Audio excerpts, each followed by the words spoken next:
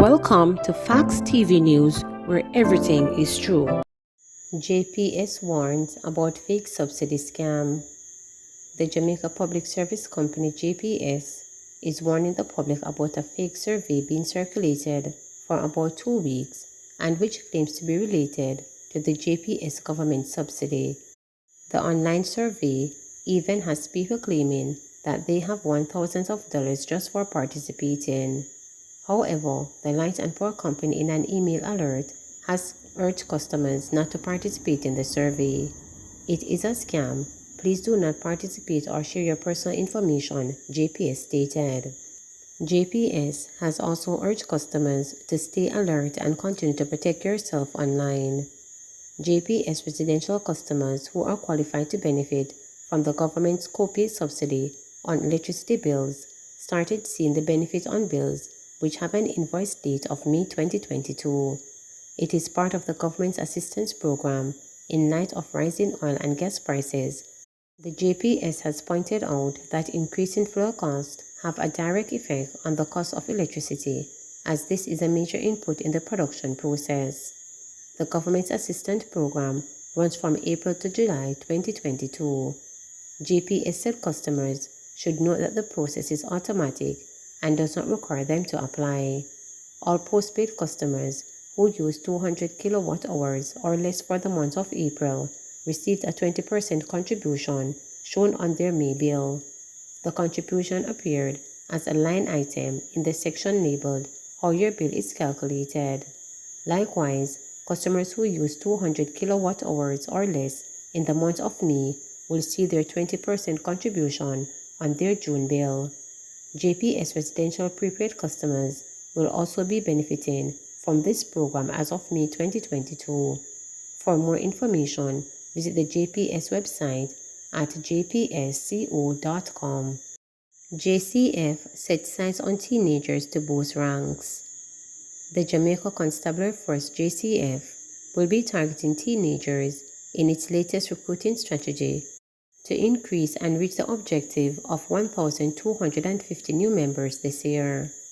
Acting Deputy Superintendent of Police DSP Dan Bartley, who is in charge of the JCF recruiting, the first Teen Focus exercise will be held next Saturday at the Guys Hill High School in St. Catherine, with the intention to have several more across the island. We are going into schools now. What we are talking about now, we are looking at a school invasion. So we are going directly into the schools to attract the young men and women. I would really want to see more young men coming out, more 17.5 years old coming out, said Bartley. We are going into Guys Hill, which is the first high school invasion, and this request came from the community, from the school, and we are targeting 17.5 years old male to come out at that. And once you have the CXCs, come prepare. We are ready for you.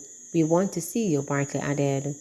She was speaking in an interview with reporters online on Saturday at the Merle Grove High School, where a regular recruiting drive was held, as the JCF continues its recent strategy of taking the process into the communities. On Saturday, 70 women and 64 men passed the first stage of the recruiting process and were allowed to sit the requisite tests. That stage included height, weight, and having the requisite 4 passes in the Caribbean Secondary Education Certificate CSEC examinations. Approximately 30, however, failed the test and were rejected. They were advised that they could sit the test again elsewhere, as the JCF allows persons 4 opportunities to pass the test. Bartley implored community-based organizations as well as leaders in their communities to help the JCF by organizing the young people to turn up at the recruiting drive when it reaches the respective areas. The people we want to see, the young men and women. Not that what we are getting isn't enough, but that we would want to see, we are not seeing it. So we implore parents, because the truth is, the JCF offers opportunities that other entities don't, she said, while noting that these include paid vacation for school, paid leave, and career development opportunities.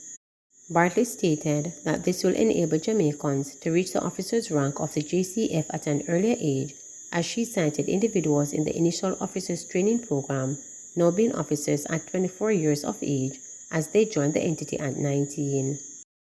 Jamaica 60 commemorative album to be released.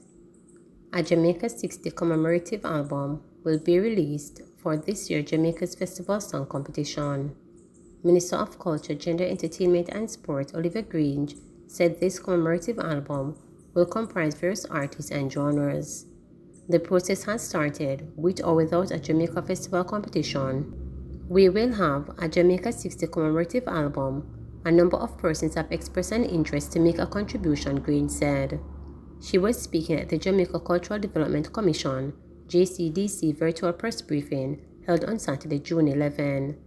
Some of the artists who have already committed to be on the album include Shaggy, Marcia Griffiths, Freddie McGregor, and others. Minister Grange recently announced the omission of the Jamaica Festival Song Competition for this year's Jamaica Festival package due to unsatisfactory entries. There were a total of 123 entries, of which only 3 submissions were identified as attaining the standards of the competition.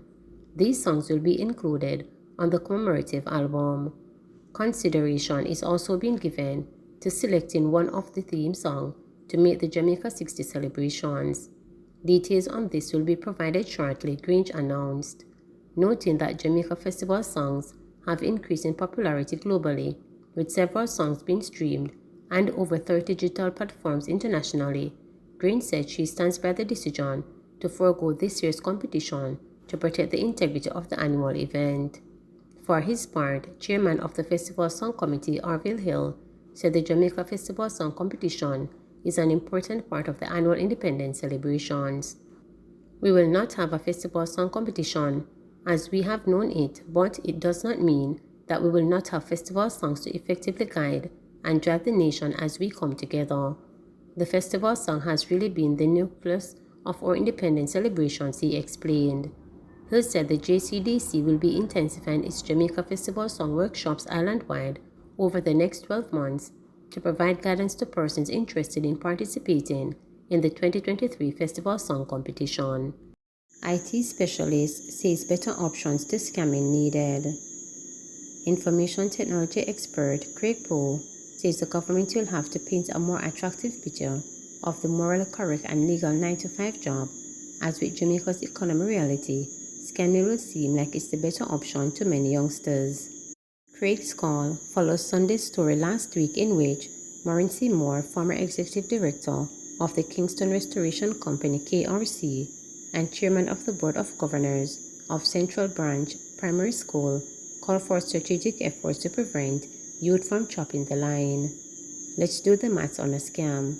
If I beat poverty, graduate from high school, go to university, study hard, go to work hard and graduate, maybe I get a job earning $150,000 a month. If I buy a phone now, spend some time reading Facebook profiles, call 100 people, get through to 5 or 2 of them bite. One sends me $7,000 US and the other sends me $6,000 US. I would have made more than the best of what Jamaica is offering to a bright young Jamaican in a year, in a month, Poe told reporters. The technology is easy and readily available. I think the country has to do more that is attractive to give people a chance for the average person to earn and live a decent life. Otherwise, you will see more Jamaicans buying phones and using Google to get their piece of the US $1 billion worth of stolen gold that has come to our shores.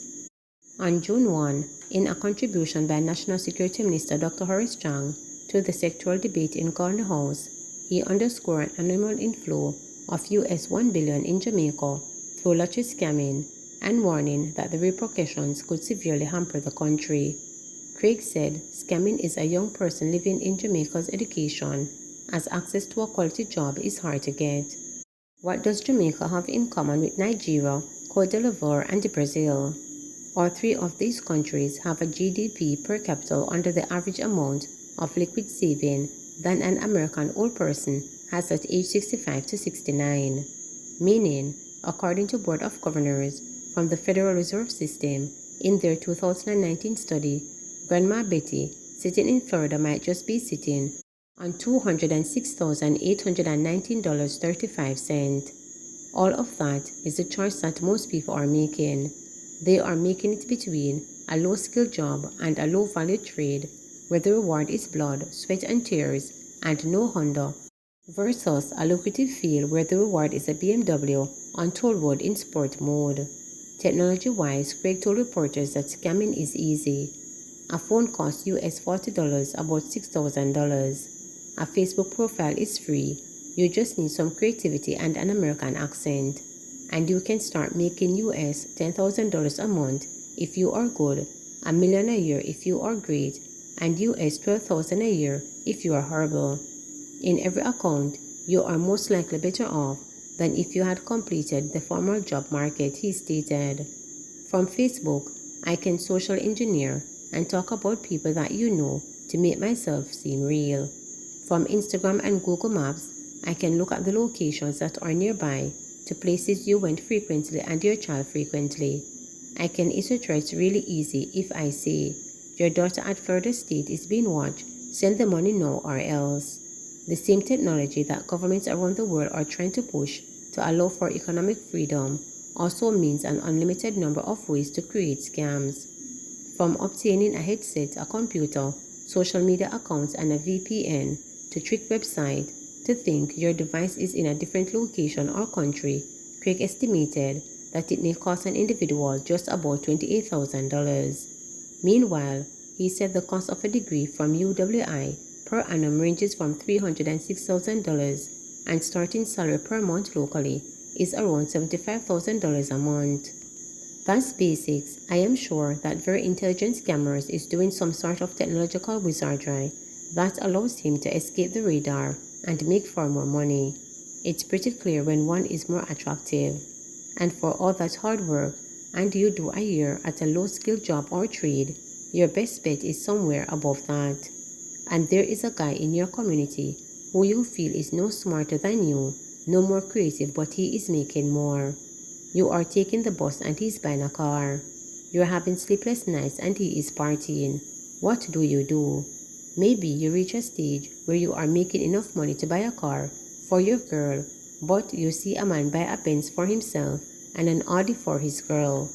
And you think the same thing, what the hell am I doing?